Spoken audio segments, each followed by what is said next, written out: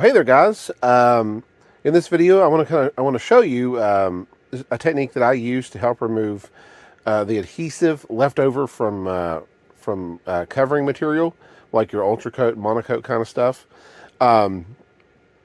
Obviously, first and foremost, before if you want to make sure you apply as much heat as you can to get the old covering off, and try to get as much of that adhesive off with heat first before you try this method here.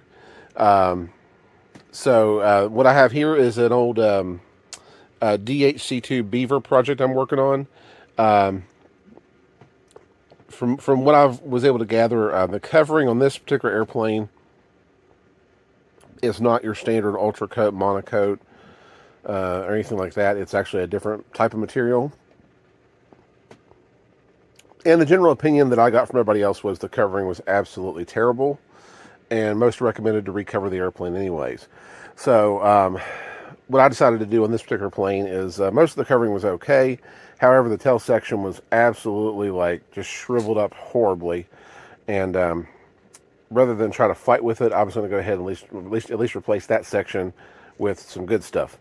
So anyways, let me show you some tools of the trade that I'm using to help get most of the adhesive off here. Okay, so what I've been using is some acetone. This is just your standard acetone that you can get from the hardware store.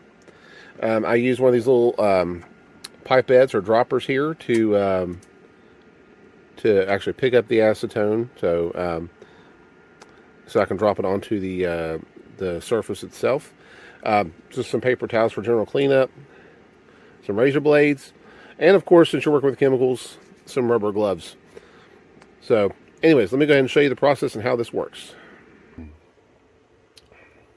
Okay, first things first, what I tend to do is when I'm getting ready to actually apply the acetone to the surface, is I'll sort of establish a sort of plan or direction where I'm going to go. So, and of course, this could depend, of course, on how much adhesive's left behind, what areas you're working with, and things like that. So, just as an example here, let's just say on this, I'm going to go ahead and start from this area right here, all the way down the trailing edge of the horizontal stabilizer here. So just from that little section, and that's what I'm going to focus on.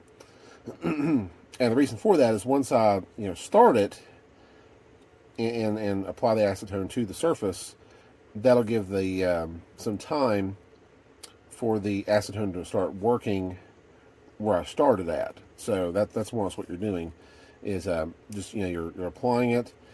It's giving yourself some time for the acetone from where you started at to start working and breaking up that adhesive until you can get it off there.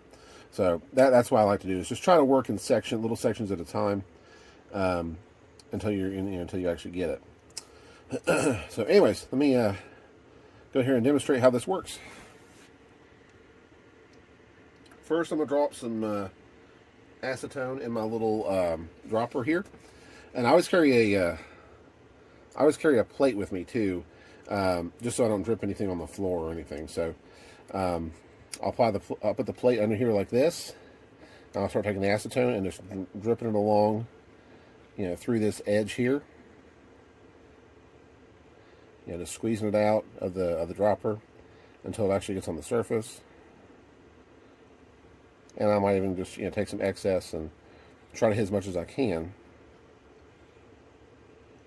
All right, and then at this point,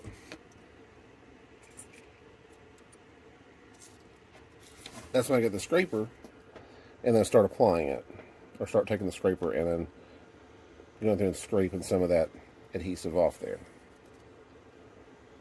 Now for this, I just use a standard razor blade. You might be able to you can probably use any other kind of standard scraper. As you can see here it is on the razor blade, all kind of gunked up there.